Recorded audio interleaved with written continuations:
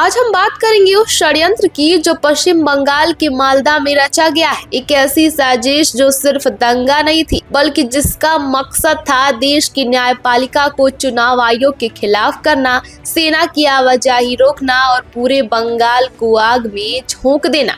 जब भी बड़ी हिंसा होती है तो उसके पीछे एक बहाना होता है। दिल्ली के दंगों में बहाना था CAA NRC, मुर्शिदाबाद की हिंसा में बहाना था वक्फ एक्ट और इस बार मालदा में बहाना चुना गया है SIR यानी कि स्पेशल इंटेंसिव रिवीजन। लेकिन जब जांच शुरू हुई तो पता चला कि ये मामला जितना ऊपर से सीधा दिखता है उतना ही अंदर से खौफनाक और खतरनाक है। सवाल ये नहीं था कि हिंसा आखिर क्यों हुई, सवाल ये था कि हिंसा की किसने, प्लान किसने की और किस मकसद से की गई। जांच में सामने आए 3 स्थानीय मास्टरमाइंड जिनकी चर्चा इस वक्त पूरे देश भर में हो रही है। पहला नाम है फखरुल हसन का, AIMIM का पूर्व प्रत्याशी और हाल ही में TMC के करीबी संपर्क। ममता बनर्जी को विश करती हुई तस्वीरें, TMC नेताओं के साथ बैठकें, सब कुछ रिकॉर्ड पर है। दूसरा नाम है शाहजहां अली, ISF यानी कि इंडियन सेकुलर फ्रंट का प्रत्याशी, फुरफुरा शरीफ से जुड़ी पार्टी का चेहरा। ये शख्स गांव-गांव घूमकर लोगों को इकट्ठा कर रहा था, सीधे कह रहा था कि चलना है और काम करना है।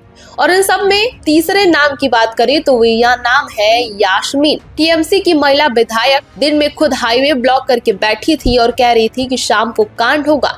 इन तीनों ने मिलकर लोगों को मोबिलाइज किया।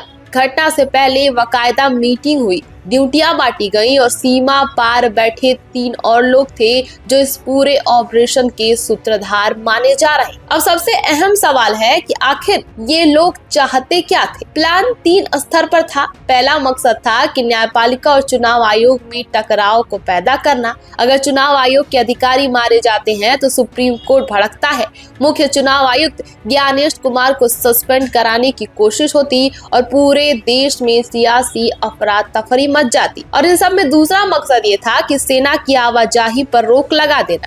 NH1 वही रास्ता है जिससे आर्मी काफिले चिकन नीम की तरफ जाते हैं, चाहे झारखंड से आए चाहे बिहार से। इसी हाईवे को मलबे से, जलते टायरों से और ट्रकों से एक दिन पहले से ब्लॉक किया जा रहा था ताकि जब हिंसा हो तो सेना पहुंच ही ना सके।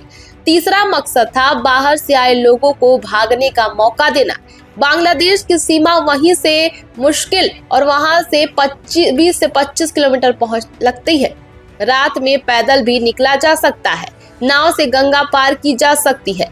मुर्शिदाबाद में यही हुआ था। दंगाई आए, कांड किया और फिर वापस चले गए। जब ये सारा इनपुट चुनाव आयोग के पास पहुंचा तो फैसला तुरंत हुआ। जांच NIA को सौंप दी गई। NIA की DG सोनिया सिंह खुद कोलकाता पहुंची। बकायदा कैंप किया जा रहा है क्योंकि आशंका है कि बड़े पैमाने पर बाहरी तत्व यानी कि बांग्लादेश से आए लोग इस दंगे को अंजाम देने के लिए अंदर घुसे हैं।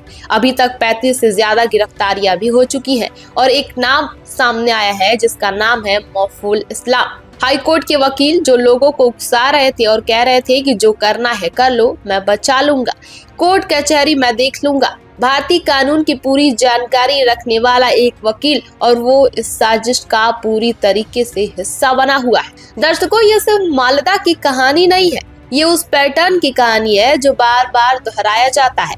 बहाना बदलता है, CAA, वक्फ, SIR, जगह बदलती है, दिल्ली, मुर्शिदाबाद, मालदा, लेकिन मकसद एक ही रहता है, अस्थिरता, अफरा तफरी और भागने का रास्ता।